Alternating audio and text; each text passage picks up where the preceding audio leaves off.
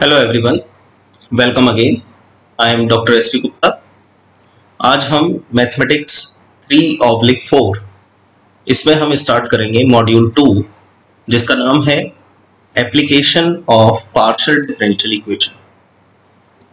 Application of partial differential equation, ये जो आपने मॉड्यूल 1 में पीडीई को सीखा है, उस पीडीई का ये एप्लीकेशन बेस्ड सॉल्यूशन फाइंड करना इस मॉड्यूल में आप सीखेंगे।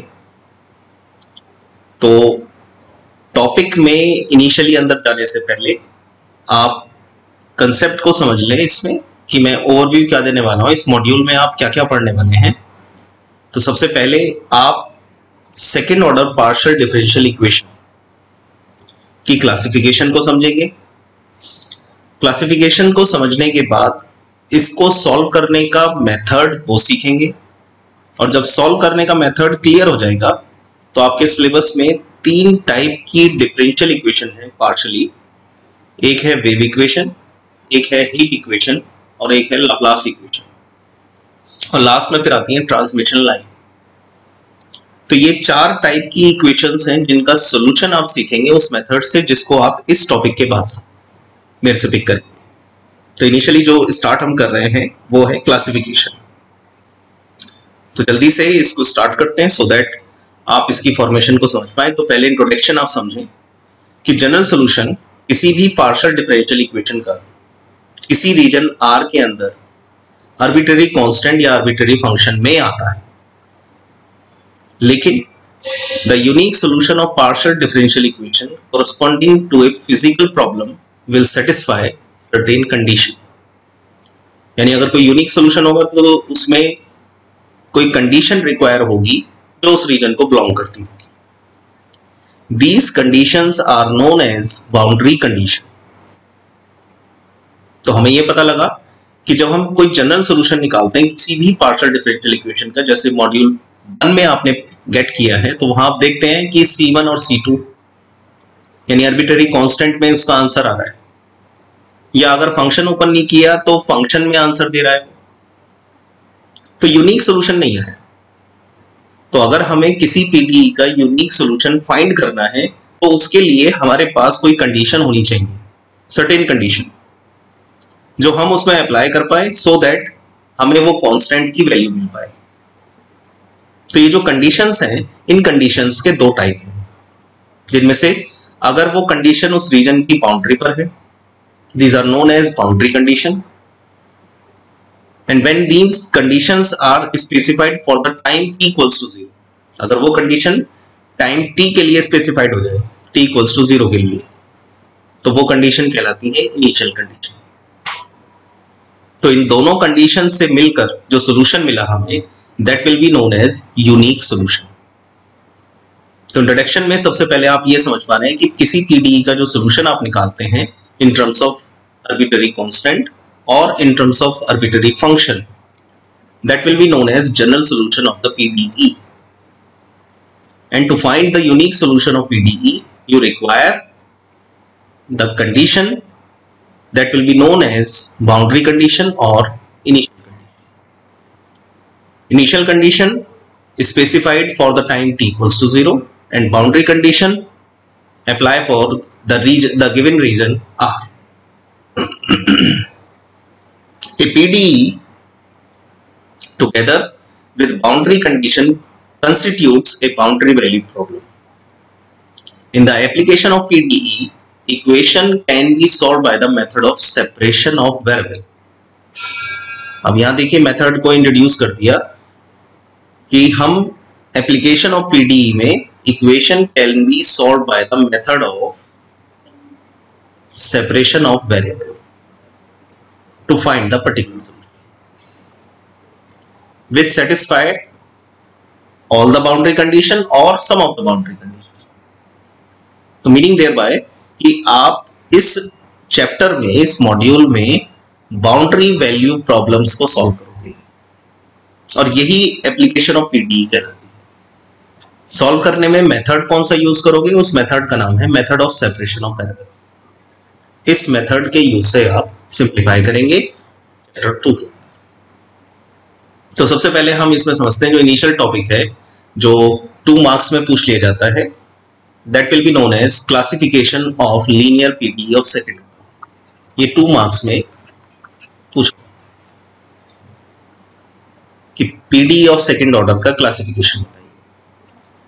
तो there are 2 form of classification of linear PDE of second order. 2 तरह की क्लासिफिकेशन, 2 तरह की फॉर्म है जिसमें क्लासिफिकेशन पूछा जाता है सेकंड ऑर्डर में, जिनमें से पहला है कि सेकंड ऑर्डर पीडीई हो लेकिन उसके अंदर 2 independent variable, they have 2 independent variable. और दूसरा टाइप है जिसमें 3 इंडिपेंडेंट वेरिएबल। एग्जांपल बेसिस पे मैंने ब्रैकेट में लिखा हुआ है xy या xyz। तो इन 2 तरह की डिफरेंशियल इक्वेशन जिसमें 2 इंडिपेंडेंट वेरिएबल हो उनका क्लासिफिकेशन और 3 इंडिपेंडेंट वेरिएबल हो उनका क्लासिफिकेशन करना सीखना है आपने इस वीडियो के अंदर। तो सबसे पहले हम टाइप 1 पे चलते। जो फर्स्ट फॉर्म आपने देखी, second order PDE with 2 independent variable x and y। तो सबसे पहले इसमें हम एक जनरल पीडीई को कंसीडर करते हैं कि अगर सेकेंड ऑर्डर की डिफरेंशियल इक्वेशन होगी तो उसके अंदर क्या क्या डेरिवेटिव फॉर्म होंगी। तो सेकेंड ऑर्डर की डिफरेंशियल इक्वेशन है तो मैंने जनरल फॉर्म में लिखा है। अब वैसे समझिए इसको कि u का, यानी यहां पर आप ये मान के चल रहे हैं कि u is the function of x and y। तो जब इस u को partially differentiate with respect to x 2 time करेंगे तो ये आएगा, with respect to y 2 time करेंगे तो ये आएगा, and with respect to x करने के बाद उसको विद रिस्पेक्ट टू y करेंगे तो ये आएगा। तो कहने का मतलब ये हुआ कि फंक्शन के अंदर अगर 2 इंडिपेंडेंट वेरिएबल हैं तो there are 3 derivative, partial derivative of second order. One is with respect to x, second is with respect to y, and third is with respect to x and y। लेकिन उसके साथ साथ उसमें first order के भी partial derivative present होंगे, del u by del x, del u by del y। Simple xy भी हो सकता है, u भी हो सकता है। तो ये मैंने एक जनरल फॉर्म लिखी सेकेंड ऑर्डर पीडीई की। इसमें मेनली कंसीडर जो होगा वो मेनली कंसीडर पार्ट होगा सेकेंड ऑर्डर के डेरिवेटिव। तो इसलिए उसको तो मैंने एक्सप्लेन किया, a into del two u over del x square plus b into del two u over del x del y plus c into del two u over del y square. Remaining derivatives या remaining variables की जरूरत नहीं है formation classification के लिए, तो उसको मैंने फंक्शन के अंदर दिखा दिया कि there will be element of del u by del x, del u by del y, x y and u. तो एक जनरल इक्वेशन जो इस फॉर्म में आपको मिलेगी, उस फॉर्म में ए बी सी, ये जो दिल लिख रहे हैं आपके सामने ए बी सी, या तो वो कांस्टेंट होंगे या continuous function of x and y. Meaning there by कि ए बी सी या तो कांस्टेंट है, one type of numerical, and second thing अगर ए बी सी फंक्शन है एक्स और वाई के तो सेकेंड टाइप ऑफ न्यूमेरिकल। और प्रायर कंडीशन दी ए शुड बी पॉजिटिव, यानी ए पॉजिटिव होना चाहिए। तो उस कंडीशन में अगर हमें इसको क्लासिफाई करना है, नेचर को बताना है हमें, क्लासिफिकेशन का मतलब नेचर, तो नेचर को अगर हमें बताना है इक्वेशन 1 के, तो हमें निकालना होगा b square minus 4। Meaning there by आपने न्यूमेरिकल को इससे कंपेयर किया जनरल फॉर्म से, जनरल इक्वेशन से, और कंपेयर करने के बाद ए बी सी की वैल्यू को निकाला, राइट। ये ए बी सी की वैल्यू निकालने के बाद इस रिलेशन को निकाला, और ये रिलेशन कैसा आ रहा है उसको चेक किया, क्या इस रिलेशन की वैल्यू 0 से छोटी है या 0 से बड़ी है या 0 है। तो आप देखेंगे कि अगर 0 से छोटी निकलती है तो उस इक्वेशन का नेचर इलिप्टिक होगा, अगर वो नेगेटिव में है। अगर 0 से बड़ी है यानी पॉजिटिव है तो उस डिफरेंशियल इक्वेशन का नेचर हाइपरबोलिक होगा, और यदि वो 0 है तो उसका नेचर। तो जैसे मैंने आपको कहा भी कि there are 2 type of numerical, ये तो अगर ए बी सी कांस्टेंट है तो डायरेक्ट आपके पास ये वैल्यू मिल जाएंगी, या तो ग्रेटर देन 0 या लेस देन 0 या इक्वल टू 0। लेकिन अगर वो x और y के फंक्शन है तो उस कंडीशन में b² माइनस 4ac ये एक रिलेशन आएगा, रिलेशन वैल्यू होगी x और y। और जब x और y में एक रिलेशन वैल्यू होगी तो आपको बस ये बताना है कि इस रिलेशन में ये वैल्यू कब ये ग्रेटर देन होगी, कब ये लेस देन होगी, कब ये इक्वल टू होगी। तो it totally depend on the value of x and y। तो वो x और y पर रिलेशन को तीनों को दिखाते हो, यानी इसमें तो सिंगल प्रूफ होगा और इसमें तीनों को दिखाओगे, क्योंकि इसमें रिलेशन है तो तीनों ही ऑपरेटर आप शो करोगे आंसर कि ये रिलेशन ग्रेटर देन 0 होगा तो इलिप्टिक है, ग्रेटर देन 0 है तो हाइपरबोलिक है, लेस देन 0 है तो इलिप्टिक है और इक्वल टू 0 है तो पैराबोलिक है। तो मीनिंग देयर बाय, एक बार फिर इसको समझ लीजिए कि अगर ए बी सी से हम b² माइनस 4ac फाइंड करते हैं तो ए बी सी अगर कांस्टेंट है तो सिंगल वैल्यू आएगी, सिंगल वैल्यू, और सिंगल वैल्यू डिफाइंड होगी कि या तो वो लेस देन है या ग्रेटर देन है या इक्वल टू है, तो वहां आंसर सिंगल होगा। लेकिन अगर continuous function of x and y है, ए बी सी x और y के फंक्शन है, तो उस कंडीशन में एक रिलेशन आएगा x और y, और उस रिलेशन के लिए तीनों ही पार्ट आपको दिखाने, क्लियर, क्योंकि वो एक वेरिएबल की फॉर्म है तो वहां तीनों दिखाने होंगे। ये है second order PDE with two independent variable का कंसेप्ट कि how to classify, how to find the nature. इसी तरह से सेकेंड फॉर्म थी इसमें second order PDE with 3 independent variable x, y and z। अब इस बार 3 वेरिएबल आ गए, तो 3 वेरिएबल आने का मतलब है कि एक जनरल इक्वेशन बनाए। तो वो जनरल इक्वेशन मैंने सामने बनाई है, जरा इसको समझिए सभी पहले कि 3 वेरिएबल हैं और सेकेंड ऑर्डर है, तो एक होगा with respect to x second order में, एक होगा with respect to y second order में, एक होगा विद रिस्पेक्ट टू z। 3 तो ये बनने ही बनने। अब x का y के साथ एक बनेगा और x का z के साथ एक बनेगा, क्लियर। सेम ऐसे ही y का x के साथ एक बनेगा और y का x के साथ एक बनेगा, और z का x के साथ और z का y के साथ एक बनेगा। टोटल अगर आप देखें तो अगर 3 इंडिपेंडेंट वेरिएबल किसी सेकेंड ऑर्डर पीडीई में प्रेजेंट है तो वहां 9 ध्यान रखना, 9 सेकेंड ऑर्डर डेरिवेटिव्स हमें मिलेंगे, 9, और वो 9 का ऑर्डर भी हमें पता है वो क्या मिलने वाला है। तो आप ये समझ लें कि मैंने इसके कोफिशिएंट में क्या दिया है। अगर with respect to x 2 time है तो a12, x का y के साथ हुआ है यानी xy इस तरीके से है तो 1 2, यानी 1 को रिप्रेजेंट कर रहा हूं मैं x को, और 2 को रिप्रेजेंट कर रहा हूं y, और 3 को रिप्रेजेंट कर रहा हूं z। तो आप इस क्रम को समझ जाए, इक्वेशन इन जनरल फॉर्म में लिखना सीख जाएंगे।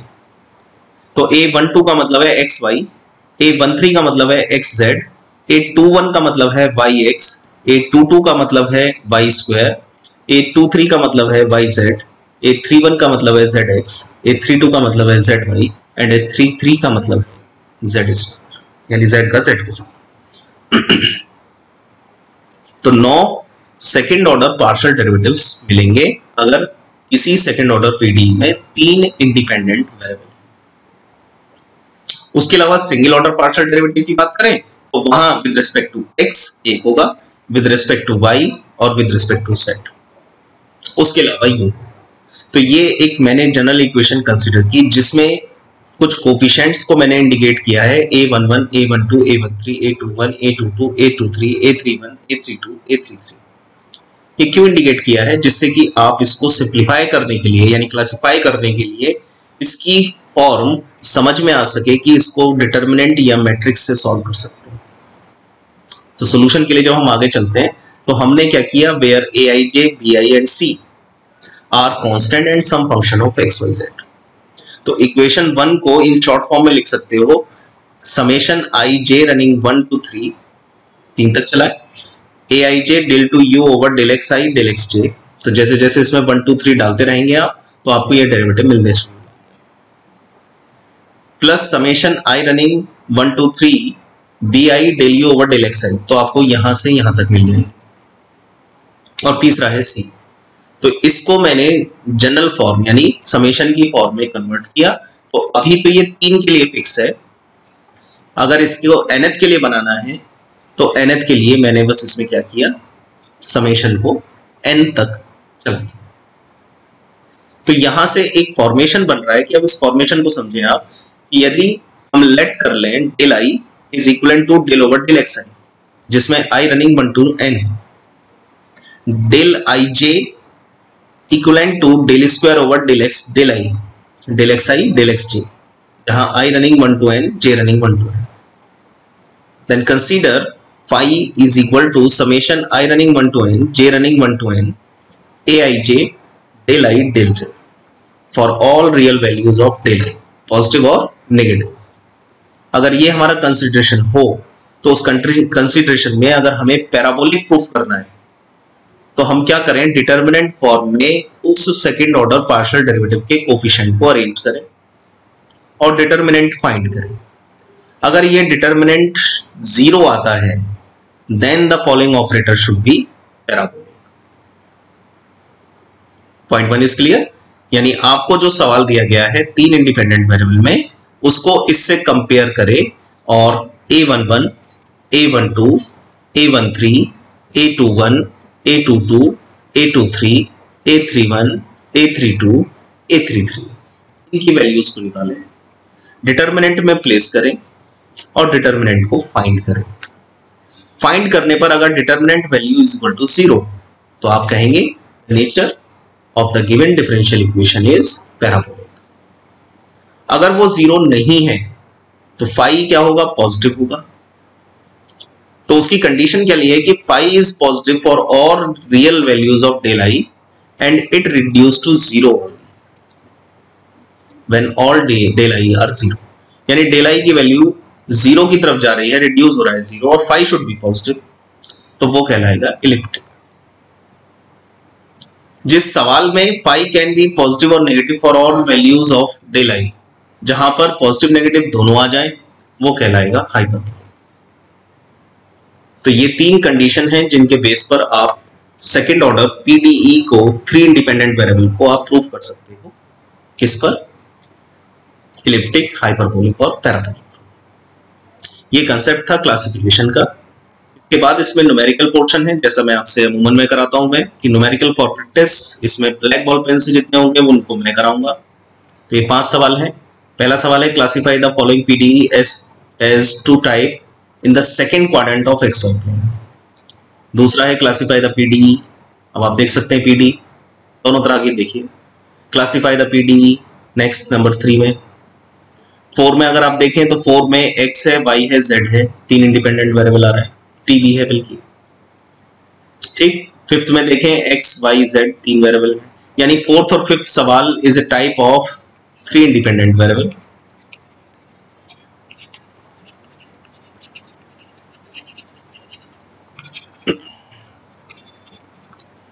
और 1, 2, 3 is a type of 2 independent variable.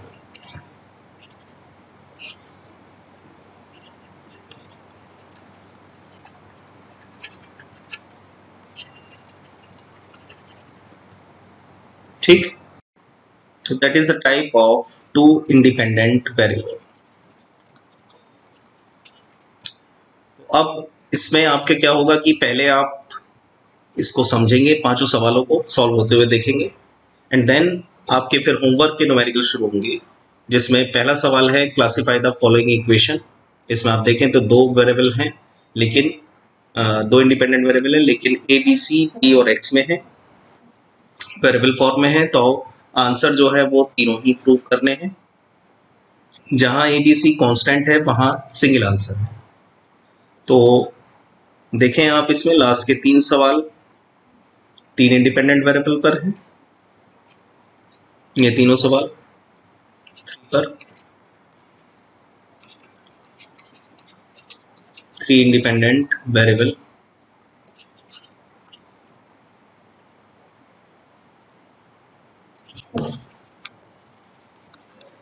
और पहले 2 सवाल 2 independent variable.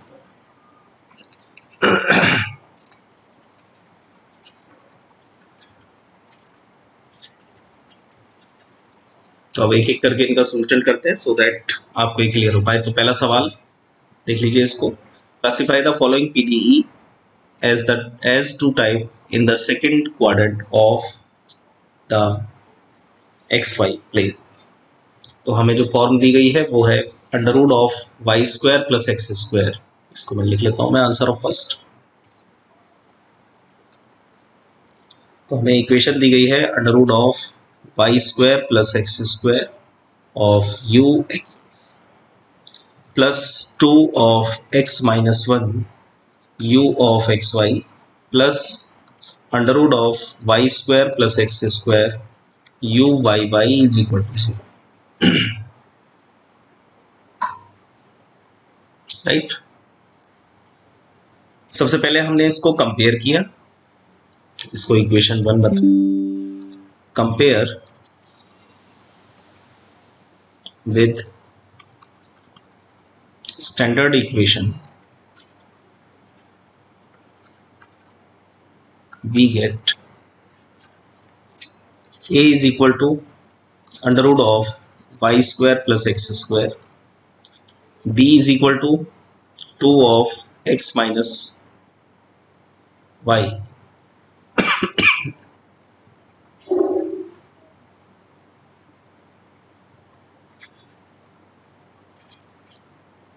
and c equals to under root of y square plus x square। b square minus 4ac किया,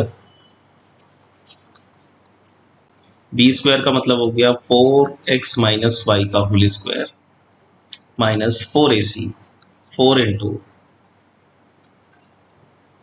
under root Y square plus x square into under root Y square plus x square.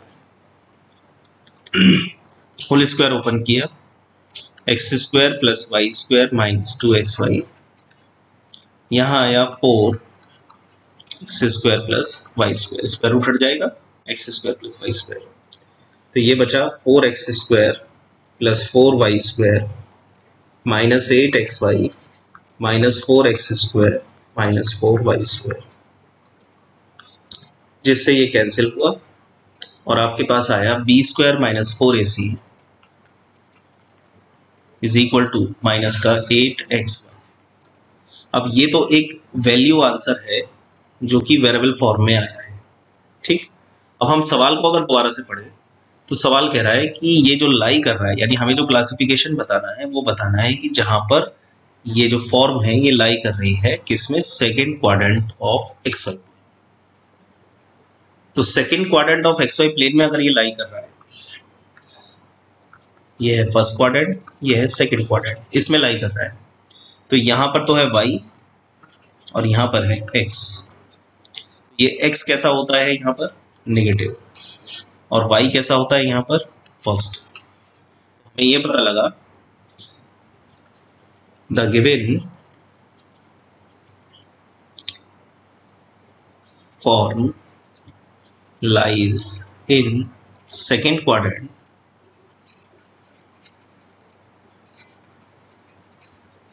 therefore x should be negative and y should be positive। ठीक, जब y positive हो कोई भी value हो और x negative हो कोई भी वैल्यू हो, तो डालने पर ये b स्क्वायर माइनस 4ac क्या आएगा, समझ के सोचिए बस इसको कि y पॉजिटिव है यानी 2 3 4 5 6 7 और x नेगेटिव है -2 -3 -4 -6। जब आप इन दो वैल्यूज को इसमें डालेंगे तो आंसर कैसा आएगा, पॉजिटिव।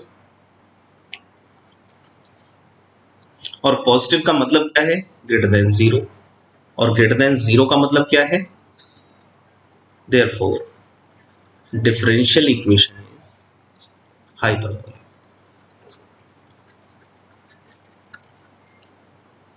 हुआ क्लियर या नहीं हुआ? एक बार पीछे फॉर्मेशन को देख लीजिए दोबारा से, कुछ अगर वॉच आउट हुआ है तो ये देखिए। इन तीन कंडीशन को याद रखिए टू इंडिपेंडेंट वेरिएबल पे, कि अगर b square minus 4ac greater than 0 है यानी पॉजिटिव, तरीके से क्या कहना चाह रहे हो, पॉजिटिव। ठीक, b square minus 4ac less than 0 का मतलब क्या है, नेगेटिव, और b square minus 4ac equal to 0 का मतलब क्या है, 0। तो ये तीन वैल्यू अगर आपको मिलती हैं उस कंडीशन पर, हाइपरबोलिक, एलिप्टिक और पैराबोलिक, तो पहला सवाल अब क्लियर हुआ होगा कैसे सिंप्लीफाई करना है इसको। तो हमने ये बताया, जैसे सवाल लिखा हुआ है उसके हिसाब से हमने इसको सॉल्व किया, और सोल्यूशन में हमने पहले कंपेयर किया स्टैंडर्ड फॉर्म से, ए बी सी निकाला, फिर B square minus 4ac find किया, जो निकल कर आया उसके बेस पर हमने सवाल को पढ़ते हुए उसको शो किया। ठीक, आंसर सेकंड। आंसर 2 में आप जाएं तो पहले क्वेश्चन क्या कह रहा है आपसे, classify the PD, x square del two u over del t square plus 3 del two u over del x del t plus x del two u over del x square plus 17 del u by del t minus 100 u equals to 0। ठीक, equation लिख लेता हूं मैं।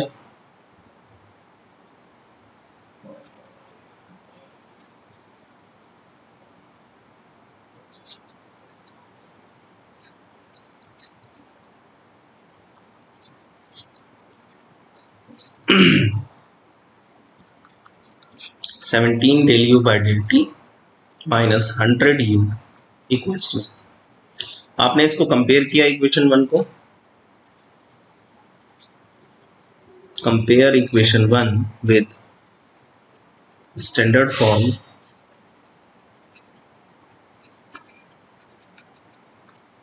we get a is equal to x square, b is equal to 3 and c is equal to x। b square minus 4ac find किया, यानी 9 minus 4x। अब सवाल में और कोई कंडीशन नहीं दी गई है, ये आपके पास वैल्यू आई, तो यहां से तीन पार्ट स्टार्ट होंगे। इक्वेशन 1 इज इलिप्टिक, और इलिप्टिक की कंडीशन क्या है, when b square minus 4ac is less than 0, meaning there by 9 minus 4x cube is less than 0, यानी 9 is less than 4x cube, right. तो ये हम ऐसे बोल सकते हैं कि 4x cube is greater then 9, उल्टा करके लिख सकते हैं ऐसे। तो x क्यूब कितना होना चाहिए, ग्रेटर देन 9/4। अगर x क्यूब की वैल्यू 9/4 से बड़ी है तो ये following operator should B elliptic. तो ये इलिप्टिक के लिए ये प्रूफ हो गया, आंसर हो गया। इसी तरीके से फिर second part, equation 1 is hyperbolic when, condition को लिखा, b square minus 4ac is greater than 0, value को डाला, 9 minus 4x cube is greater than 0, that means 9 is greater than 4x cube, उल्टा कर दिया, 4x cube is less than 9 and then x cube is less than 9/4।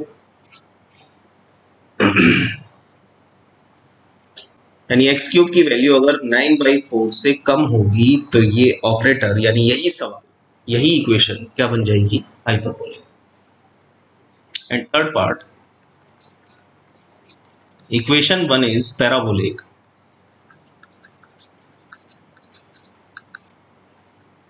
when b square minus 4ac is equal to value 9 minus 4x cube equals to 0, 9 is equal to 4x cube and x cube equals to 9/4, यानी अगर x cube की value 9/4 होगी तो यही equation, यही operator parabolic बन जाएगा। तो जब भी कभी बी स्क्वायर माइनस 4ac का रिलेशन वेरिएबल फॉर्म में आता है तो उस सवाल में तीनों ही प्रूफ करके दिखाने होते हैं कि x की या t की या xy की किस वैल्यू पर ये इलिप्टिक होगा, यही पैराबोलिक होगा, यही हाइपरबोलिक। तो ये था टाइप 2 सवाल, इसमें वेरिएबल्स दे दिए जाएं और वेरिएबल्स के बेसिस पर इसका सोल्यूशन करें। ठीक, अब आते हैं आप थर्ड पर, classify the PDE 5 del 2 u over del x square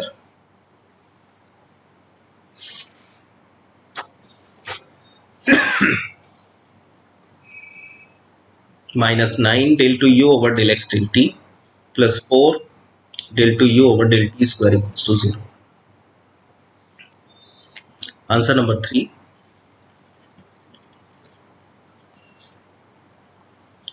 5 del 2 u over del x square minus 9 del 2 u over del x del t plus 4 del 2 u over del t square is equal to 0.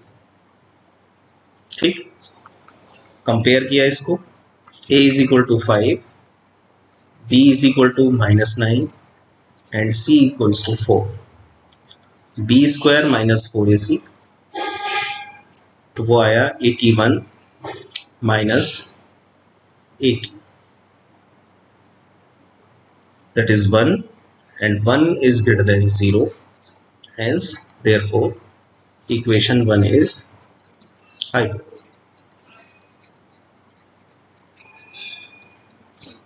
तो आप देख पा रहे हैं कि जहां ए b सी constant है वहां सीधा आंसर है।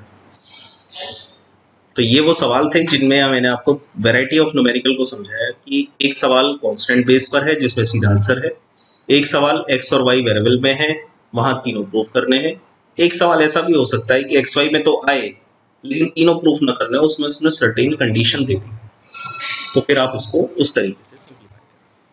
ठीक, अब इसी क्रम में फोर्थ सवाल आता है। फोर्थ सवाल में वेरिएबल्स बदल गए, अब दो नहीं है, अब न्यूमेरिकल में 3 इंडिपेंडेंट वेरिएबल है, 3 या 4, अब उसका सिंप्लीफिकेशन है। तो क्वेश्चन नंबर 3 है, classify the following equation. Answer number 4। Equation है del 2 u upon del x square plus del 2 u upon del y square plus del 2 u upon del z square is equal to 1 upon c square del u by del t। तो हमें तो second order derivative से मतलब है। ठीक, तो second order derivative हमें जो मिल रहा है वो मिल रहे हैं 3, तो यहाँ 3 इंडिपेंडेंट वेरिएबल है।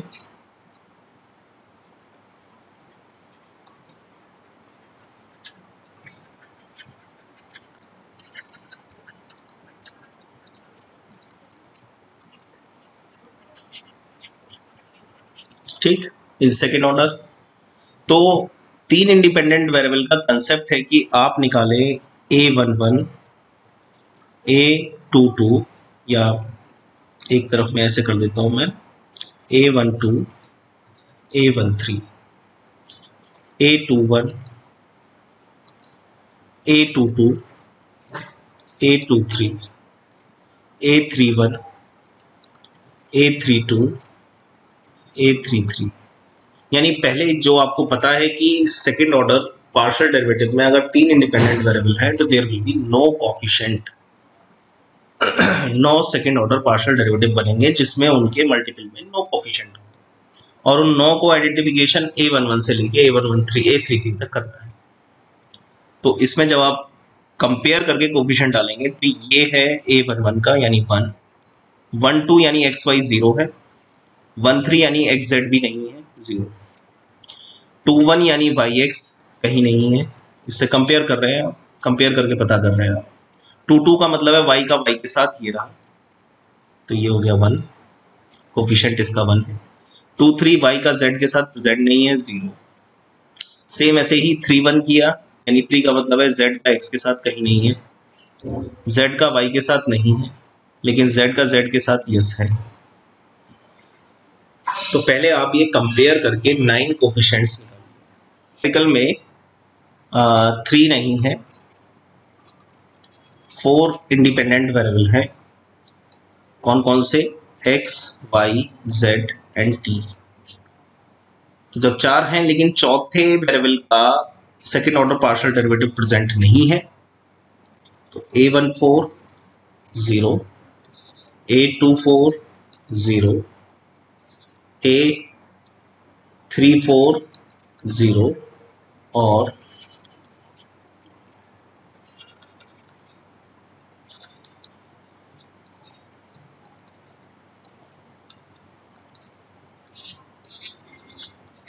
राइट।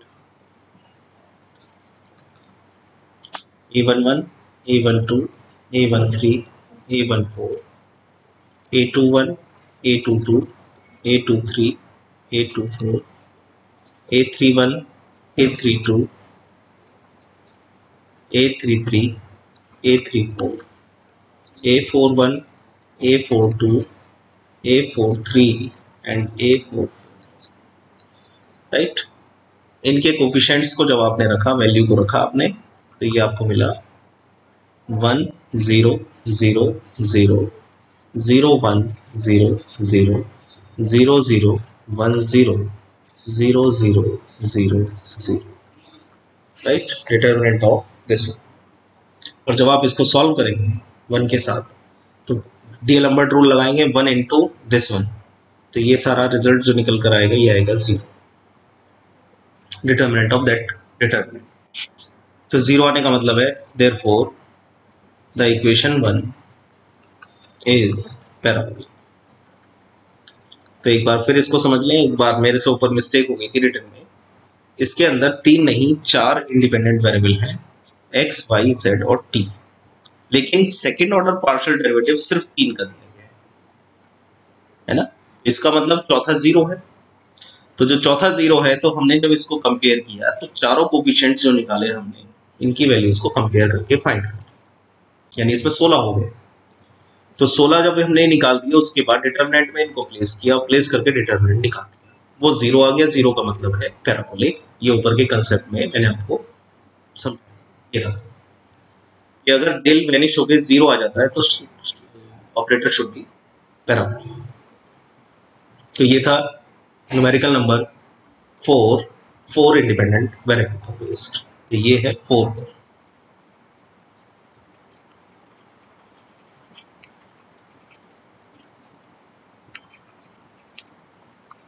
ठीक, और ये है 3 पर। तो अब लास्ट न्यूमेरिकल नंबर क्वेश्चन 5 पर चलते हैं। क्वेश्चन 5 है क्लासिफाई द इक्वेशन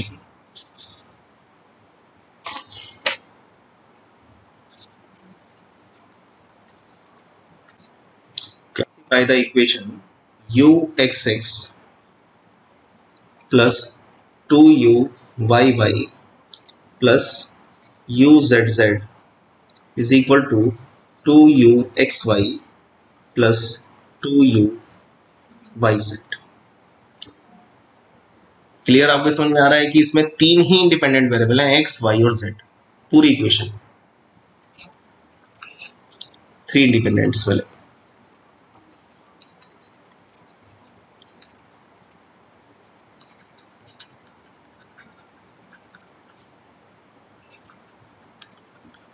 अब जब 3 इंडिपेंडेंट वेरिएबल हैं, तो पहले इनको एक साइड कर लो, यानी मैंने इसको इस तरीके से लिख दिया।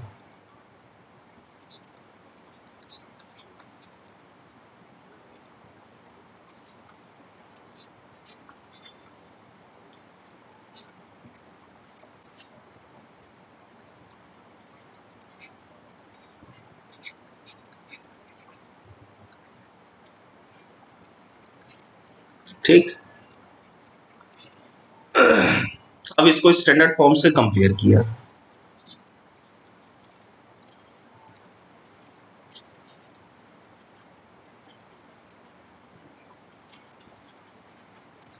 और स्टैंडर्ड फॉर्म से कंपेयर करके ए मिला, इधर ए बी सी नहीं, यहाँ है A11, A12, A13, A21, A22, A23, A31, A32, A33, इनकी वैल्यू को निकालना।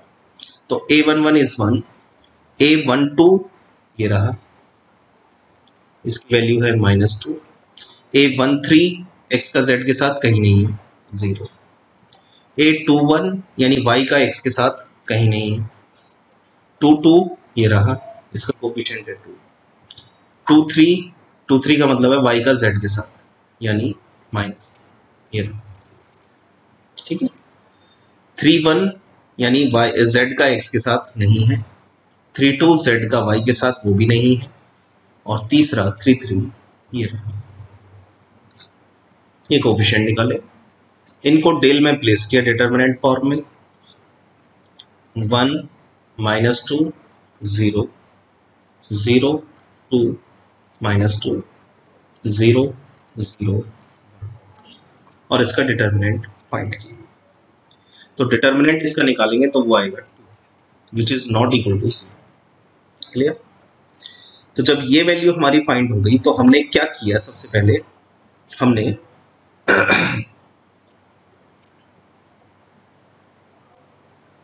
u x को, जैसा कंसेप्ट बताया था, u x को माना डेल 1 स्क्वायर, u z जो दिया गया है सवाल में उसको माना, पहले है u y, इसको माना डेल 2 स्क्वायर, u z को माना डेल 3 स्क्वायर। ठीक, और इसके अकॉर्डिंग जहां पर आया है u ऑफ एक्स वाई, इसको माना डेल 1 डेल 2, और u वाई जेड इसको माना डेल 2। और ये लेट करने के बाद जब हमने न्यूमेरिकल में यानी इक्वेशन में इसको डाला तो phi, therefore phi is equal to मिला del 1 square plus 2 del 2 square plus del 3 square minus 2 del 1 del 2 minus 2 del 2 del 3, सीधे उस इक्वेशन में डाल दिया। तो डेल 1, अब देखिए इसको क्या कर लिया आपने, del 1 square plus del 2 square और minus 2 del 1 del 2 plus del 2 square plus del 3 square minus 2 del 2 del 3, इसको एक साइड। तो ये बन गया डेल 1 माइनस डेल 2 का होल स्क्वायर और ये बन गया डेल 2 माइनस डेल 3 का होल स्क्वायर। ठीक, तो फाई ये निकल कर आया। अब आपको ये पता है कि डेल की वैल्यू कुछ भी डाल दो आप, नेगेटिव डाल दो, पॉजिटिव डाल दो, होल स्क्वायर होने की वजह से फाई ऑलवेज पॉजिटिव आएगा। तो आप ये कहना चाह रहे हैं कि which is always positive for all values of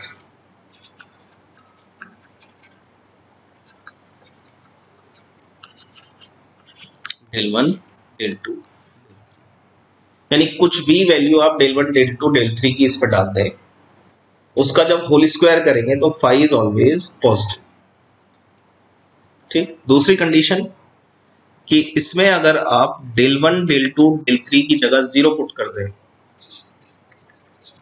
ये थी फर्स्ट कंडीशन, ये है सेकंड कंडीशन, तो ये 0 आ जाएगा, right. Hence equation 1 is elliptic।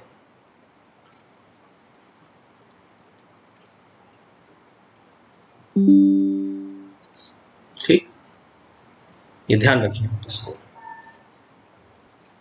Right. तो इस चीज को समझ के चलें, आप ऊपर से भी इसको समझ सकते हैं। मैंने यहाँ एक कंसेप्ट जो लिखवाया है इसकी कंपैरिजन आपकी हो जाएगी। यहाँ देखिए इलिप्टिक कब है, phi is positive for all real values of del i. अब डेल आई में वहां हमें 3 मिल रहे थे, डेल 1 डेल 2 डेल 3, तो कुछ भी हम डाल रहे हैं वो पॉजिटिव आना चाहिए। और दूसरा, it reduce to 0 only when all del i are 0।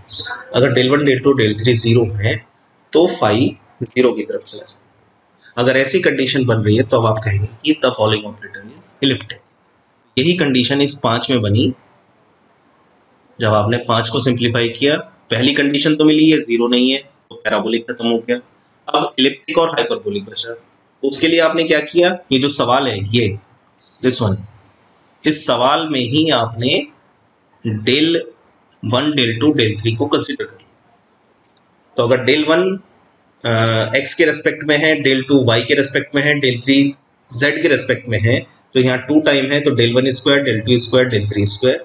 ये x का y के रेस्पेक्ट में यानी del 1 del 2, x y का z के रेस्पेक्ट में यानी del 2 del 3। इस जगह आपने वैल्यू को डाला, ये टर्म मिल गई, लेट किट लिया इनको फाई मानकर पुट किया, पुट करके ये relation, that is called the relation.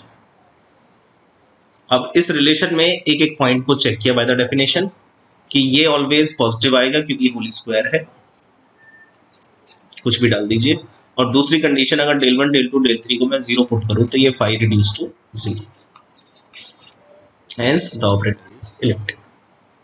तो ये 5 सवाल थे जो मैंने सॉल्व करके दिखाए, जिसमें से 2 सवाल थे आपके 3 इंडिपेंडेंट वेरिएबल और 4 इंडिपेंडेंट वेरिएबल पर बेस्ड, और 3 सवाल थे 2 इंडिपेंडेंट वेरिएबल पर बेस्ड।